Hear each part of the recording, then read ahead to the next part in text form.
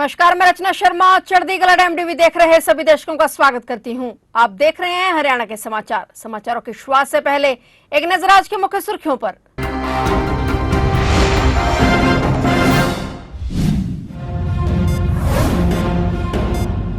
मुख्यमंत्री सैनी ने बाढ़ प्रभावित पंजाब हिमाचल के लिए भेजी राहत सामग्री। सहायता सामग्री के 25 ट्रकों को झंडी दिखाकर किया रवाना। पंजाब को निरंतर हरियाणा सरकार भेज रही राहत सामग्री।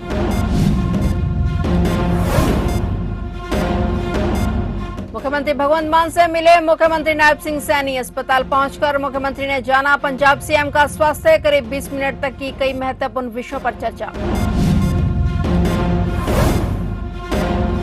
कुरुक्षेत्र में सीआईए और दो बदमाशों के बीच हुई मुठभेड़। दोनों तरफ से हुई कई राउंड फायरिंग। दोनों बदमाशों को सीआईए टीम ने किया काबू।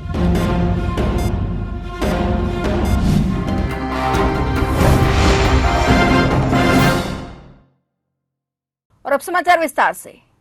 हरियाणा के मुख्यमंत्री नायब सिंह सैनी ने भाजपा प्रदेश कार्यालय पंचकुला से बाढ़ प्रभावित पंजाब और हिमाचल प्रदेश के लिए सहायता सामग्री के 25 ट्रकों को झंडी दिखाकर रवाना किया। इनमें 15 ट्रक पंजाब के लिए और 10 ट्रक हिमाचल प्रदेश के लिए शामिल हैं। इसमें पहले मुख्यमंत्री ने माता मनसा देवी मंदिर में पूजा अर्चना की और महामाई का आशीर्वाद लिया। पंचकमल में पत्रकारों से बातचीत करते हुए मुख्यमंत्री ने कहा कि आज इन ट्रकों को माध्यम से पंजाब और हिमाचल के बाढ़ प्रभावित क्षेत्रों में लोगों को रोजमर्रा की जरूरी चीजें पहुंचाई जा रही हैं, ताकि आपदा के समय में उन्हें किसी प्रकार की दिक्कत न हो। उन्होंने कहा कि लोगों को राहत पहुंचाने के लिए हरियाणा सरकार के साथ साथ पार्टी भी प्रभावित क्षेत्रों में लगातार राहत सामग्री पहुंचा रही है। प्रतिदिन हरियाणा से पंजाब में बाढ़ प्रभावित क्षेत्रों के लिए राहत सामग्री के ट्रक भेजे जा रहे हैं। उन्होंने कहा कि प्रधानमंत्री नरेंद्र मोदी, केंद्रीय गृह मंत्री अमित शाह और भारतीय जनता पार्टी के राष्ट्रीय अध्यक्ष जेपी नड्डा के निर्देशानुसार सेवा ही संगठन की भावना से कार्य करते हुए सरकार पार्टी के साथ मिलकर प्राकृतिक आपदा में लोगों को राहत पहुंचाने का काम कर रही है। पंजाब और हिमाचल के अंदर आज पंचकुला से 15 ट्रक पंजाब के लिए यहां से झंडी देकर के रवाना करेंगे और 10 ट्रक हिमाचल प्रदेश के लिए जाएंगे। तो 3 ट्रक सीधे जा रहे हैं क्योंकि उनमें सामान लोड हो रहा है और लोड होते ही वो सीधे जो पॉइंट डॉक्टर बिंदल जी ने हमें दिया है उस पॉइंट पे वो सीधे वहाँ पहुँच जाएंगे और लोगों तक तुरंत राहत पहुँचे। हमने सरकार लेवल के ऊपर भी राहत पहुँचाने का काम किया है और पार्टी मजबूती से लोगों तक राहत सामग्री पहुँचाने का काम कर रही है। हर रोज़ हर हमारे डिस्ट्रिक्ट से पंजाब के डिस्ट्रिक्ट में जो इफेक्टेड ज़िला है लोगों तक हमारे हरियाणा के लोग राशन पहुंचाने का काम कर रहे हैं ताकि वहां पर लोगों को इस आपदा में कोई समस्या या दिक्कत खड़ी ना हो। क्योंकि बड़ा एक जब प्राकृतिक कोई आपदा आती है तो उसके आगे वश नहीं होता, परंतु व्यक्ति उस समय के अंदर हेल्प के लिए उसके आगे हाथ बढ़ा दे तो उस बड़का कोई बात भी नहीं होती। तो हम हरियाणा के सभी हमारे पार्टी के लोग, हरियाणा के लोग और हमारी सरकार मिलकर के पंजाब और हिमाचल के लोगों के यहाँ जो भी आवश्यकता सामान की है वो पहुँचाने का काम कर रहे हैं। सीएम नायब सिंह सैनी ने आज पंजाब के मोहाली में पंजाब के सीएम भगवंत मान से मुलाकात की। दरअसल पंजाब के सीएम पिछले कुछ दिनों से अस्पताल में भर्ती हैं। सीएम सैनी पंजाब के सीएम का हाल जानने के लिए गए थे। मुख्यमंत्री नायब सिंह सैनी ने तकरीबन 20 मिनट तक सीएम भगवंत मान से बातचीत की और उनका हालचाल जाना। इस दौरान सीएम नायब सैनी ने सीएम भगवंत मान से पंजाब में बाढ़ संबंधी हालातों की जानकारी ली, साथ ही हर संभव मदद का आश्वासन दिया। उन्होंने कहा कि बाढ़ के चलते पैदा हुए हालात में हरियाणा पंजाब के साथ खड़ा है। वहीं मुख्यमंत्री नायब सिंह सैनी ने पंजाब की स्थिति से जल्द उभरने और पंजाब सीएम के जल्द स्वास्थ्य होने की भी कामना की।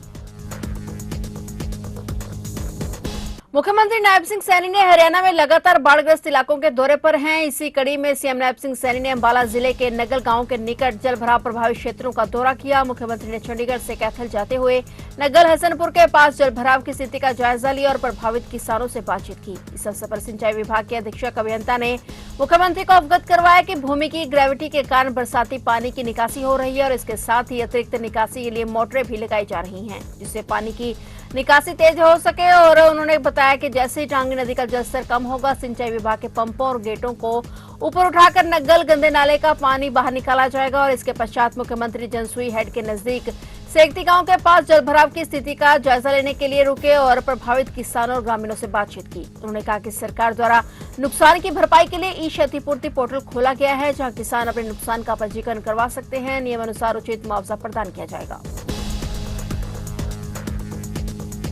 हरियाणा के कुरुक्षेत्र में सीआईए और दो बदमाशों के बीच मुठभेड़ हो गई। इसमें दोनों तरफ से कई राउंड फायरिंग हुई और इस एनकाउंटर में दोनों बदमाशों के पांव में गोली लगी। पुलिस टीम ने दोनों को काबू कर घायल अवस्था में अस्पताल पहुंचा है। यहां उनका इलाज चल रहा है। घायल बदमाशों की पहचान मिथुन 28 वर्षीय निवासी हस्तिनापुर जिला मेरठ और रोहित 24 वर्षीय निवासी बागपत यूपी के रूप में हुई है। ये मुठभेड़ कीर्ति नगर से बिशनगढ़ की तरफ जाने वाली सड़क पर हुई। सीआईए 1 के इंचार्ज सुरेंद्र कुमार ने बताया कि उनकी टीम को सूचना मिली कि शहर में ब्लैक कलर की बाइक पर दो सस्पेक्टेड युवक घूम रहे हैं। उनके पास भारी मात्रा में अवैध हथियार हैं और वे किसी वारदात की फिराक पे आए हुए हैं। वे बिशनगढ़ रोड की तरफ जा रहे हैं और पुलिस टीम ने उनका पीछा किया और रोकने की कोशिश की। खुद को घिरा देख बदमाशों ने पुलिस टीम पर 2 राउंड फायरिंग की। इस पर उनकी टीम ने जवाबी कार्रवाई की, जिसमें उन टांगों से गोली लगी और टीम ने उनको काबू करके अस्पताल में भर्ती करवाया। आरोपियों के कब्जे से 2 देसी कट्टे, पिस्टल और कारतूस बरामद हुए हैं। पुलिस ने उनकी बाइक को भी कब्जे में ले लिया है।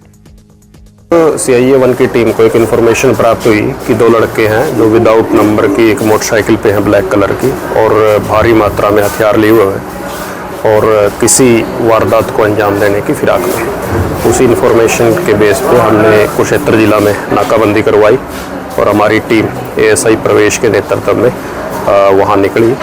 उन्होंने सर्च किया और सर्च करके जो कीर्ति नगर से बिशनगढ़ की तरफ रोड जाता है वहाँ पे हमें सस्पेक्ट लड़के दिखाई दिए। पुलिस पार्टी ने रोक के जैसे ही इनको चेक करने की कोशिश की तो इन्होंने जो सीआईए 1 की टीम थी उसके ऊपर फायर किए। इनके द्वारा 2 फायर किए गए। जो जवाबी फायर में सीआईए 1 की टीम के द्वारा जब फायर किया गया तो इनके दोनों लड़कों के पैरों में गोली लगी है, जो इनको तुरंत हमारे द्वारा फिर अब LNJP हॉस्पिटल में हॉस्पिटलाइज करवाया गया है। इनका इलाज चल रहा है। कौन लोग हैं, कुछ जानकारी? ये दोनों लड़के यूपी के रहने वाले हैं। एक बागपत से बिलोंग करता है और एक मेरठ से। हरियाणा के ऊर्जा परिवहन और श्रम मंत्री अनिल विज ने कहा कि अंबाला छावनी की इंडस्ट्री एरिया के कारोबारियों पर सारे शहर का दारोमदार है। इंडस्ट्री मालिकों ने तिनका जोड़कर अपने उद्योग खड़े किए हैं और मैं बचपन से इन्हें देखता आ रहा हूं। अत्यधिक पानी आने से उद्योग प्रभावित हो रहे हैं और तुरंत यहां से पानी निकासी के प्रबंध किए जाएं। विज अंबाला छावनी इंडस्ट्री एरिया से आए बाढ़ के पानी की निकासी के लिए सिंचाई एवं जल संसाधन विभाग के अतिरिक्त मुख्य सचिव अनुराग अग्रवाल और अंबाला के डीसी अजय तोमर की त्वरित कार्रवाई करने के निर्देश दे रहे थे। इससे पहले इंडस्ट्री एरिया के कई उद्योगपतियों ने इंडस्ट्री एरिया में आए अत्यधिक पानी निकासी के लिए मंत्री अनिल विज के आवास पर पहुंच उनसे गुहार लगाई थी। ऊर्जा मंत्री अनिल विज ने मौके पर ही अंबाला छावनी एसडीएम विनेश कुमार को बुलाकर कार्रवाई के निर्देश दिए। हरियाणा के कई जिलों में हालिया बाढ़ और भारी बारिश के कारण तबाही के दृश्य सामने आ रहे हैं। यमुना नदी का जलस्तर कम होने से भले ही कुछ राहत मिली हो, लेकिन जमीन और फसलें अब भी पानी में डूबी हुई हैं। वहीं दूसरी ओर मारकंडा और घग्गर नदी ने टेंशन बढ़ा दी है। शाहबाद में मारकंडा नदी का जलस्तर खतरे के निशान से नीचे है, लेकिन टांगरी नदी अब खतरा बनकर सामने आई है। कई गांवों की फसलें इसकी वजह से डूब गई हैं और कैथल, सिरसा और हिसार में घग्गर नदी और ड्रेन ओवरफ्लो होने से हालात गंभीर हैं। सोनीपत, करनाल और यमुनानगर जिलों में भूमि कटाव की समस्या लगातार बढ़ रही है। यमुनानगर में 11,361 एकड़ फसल तबाह हो गई है। शाहबाद के इस्माइलाबाद क्षेत्र में नैन्सी गांव का टूटा तटबंध अब तक दुरुस्त नहीं किया जा सका, जिससे खेतों में लगातार पानी भर रहा है। जलबेहड़ा साइफन पर बीबीपुर लिंक की दीवार तेज बहाव में टूट गई, जिससे करीब 1,500 एकड़ फसल जलमग्न हो गई है।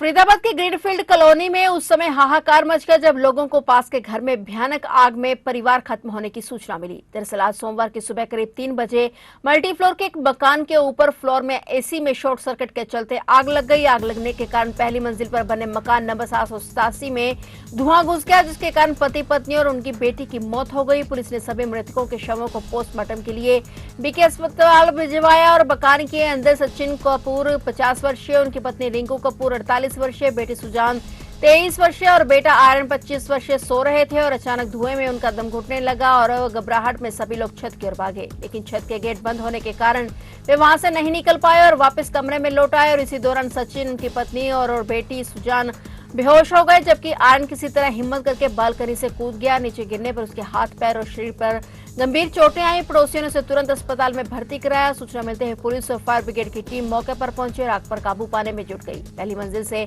अचेत अवस्था में मिले सचिन कपूर, उनकी पत्नी रिंकू और बेटी सुजान को निजी अस्पताल ले जाया गया, जहां डॉक्टरों ने उन्हें मृत घोषित कर दिया। पुलिस पूरे मामले की जांच कर रही है। प्रधानमंत्री नरेंद्र मोदी कल बाढ़ के हालातों से जूझ रहे पंजाब के दौरे पर आ रहे हैं और इस बीच उनके दौरे को लेकर चर्चा भी तेज हो गई है। इस बीच लोकसभा सांसद कुमारी शैलजा ने भी कहा कि प्रधानमंत्री नरेंद्र मोदी को पंजाब, हिमाचल के साथ साथ हरियाणा में भी आना चाहिए। उन्होंने कहा कि केंद्र का दायित्व बनता है कि जिन जिन राज्यों में प्राकृतिक आपदा आई है वहां मदद करें। सांसद कुमारी शैलजा प्रदेश कांग्रेस कमेटी के सदस्य एवं किसान सेल के राष्ट्रीय संयोजक और हरियाणा स्टाफ सिलेक्शन कमीशन के पूर्व सदस्य ललित भुटाना के निवास में पत्रकारों से बातचीत कर रही थी। कुमारी शैलजा ने कहा कि अच्छी बात है कि प्रधानमंत्री पंजाब और हिमाचल जा रहे हैं, लेकिन हरियाणा में भी काफी आपदा आई है और हरियाणा में भी नुकसान हुआ है, इसलिए प्रधानमंत्री को हरियाणा का दौरा भी करना चाहिए। हरियाणा में आई बाढ़ आपदा को लेकर कुमारी शैलजा ने कहा कि हरियाणा सरकार को बारिश की आशंका के चलते पहले से ही बचाव के प्रबंध करने चाहिए, मगर कई जिलों में बाढ़ आने और बारिश से जलभराव होने के बाद भी पर्याप्त मात्रा में प्रबंध नहीं किए गए।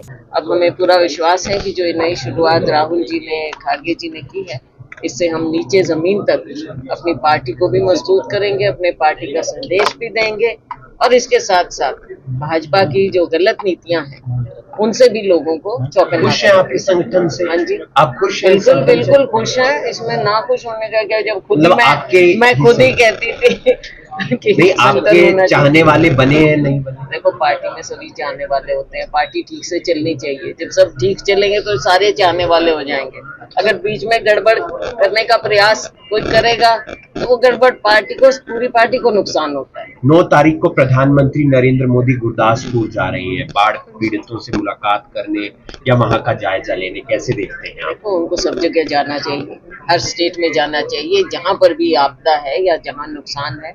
हरियाणा में भी आए, सब जगह आए। पंजाब जा रहे हैं, अच्छी, पंजाब में बहुत ज्यादा नुकसान हुआ है। हिमाचल है और दूसरे राज्य हैं, कश्मीर है, उत्तराखंड है, सब जगह जाना चाहिए माननीय प्रधानमंत्री जी।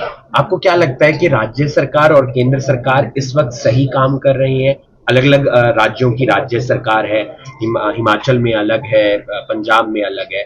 आपको लगता है कि जिस तरीके से बाढ़ के लिए प्रिपेयर रहना, देखो, केंद्र से पूरी मदद मिलनी चाहिए। मैं तो अपने राज्य को भी उसमें जोड़ रही हूँ। हरियाणा में भी अब जब हम मुआवजे की बात करते हैं, हम कहते हैं केंद्र में भाजपा की सरकार है, तो दो हर जगह अलग अलग मापदंड ना रखें और लोगों पर जो कहर आया है उससे डील करने के लिए राज्य सरकार को भी चौकन्ना करें। यहाँ हम इसलिए कह सकते हैं उनकी पार्टी की सरकार है, लेकिन हर जगह मदद करना केंद्र का एक दायित्व है। सिरसा से सांसद कुमारी शैलजा अंबाला पहुंची। इस दौरान उन्होंने हरियाणा में बाढ़ जैसे हालात की चिंता व्यक्त करते हुए कहा कि पहाड़ों में तो प्राकृतिक आपदा कह सकते हैं, लेकिन मैदानी इलाकों में तो पानी की निकासी ही नहीं है। उन्होंने कहा कि आज अंबाला शहर में व्यापारियों को भारी नुकसान हो रहा है, लोगों को नुकसान पहुंच रहा है। उन्होंने भाजपा पर तंज कसते हुए कहा कि वे हर चीज के लिए कांग्रेस को जिम्मेदार ठहराते हैं, लेकिन पिछले 11 सालों में उन्होंने क्या किया है। और उन्होंने सरकार से मांग करते हुए कहा कि किसानों को जल्द से जल्द नुकसान का मुआवजा मिलना चाहिए। हर तरह से नुकसान हुआ है। अभी हम जहाँ खड़े हैं अंबाला में, देखो यहाँ पर व्यापार का इतना ज्यादा नुकसान। और देखो, शहर में हम ये नहीं कह सकते कि प्राकृतिक है सब कुछ, पहाड़ में आप कह सकते हो, लेकिन शहर में जब हर साल इस तरह की स्थिति आ जाती है तो सरकार क्या कर रही है ये समझ में नहीं आता। अपना चाहे कपड़ा मार्केट है, चाहे आम लोगों का जनजीवन कैसे अस्त व्यस्त हो जाता है। अभी भी पानी खड़ा है, वो भी हमने देखा।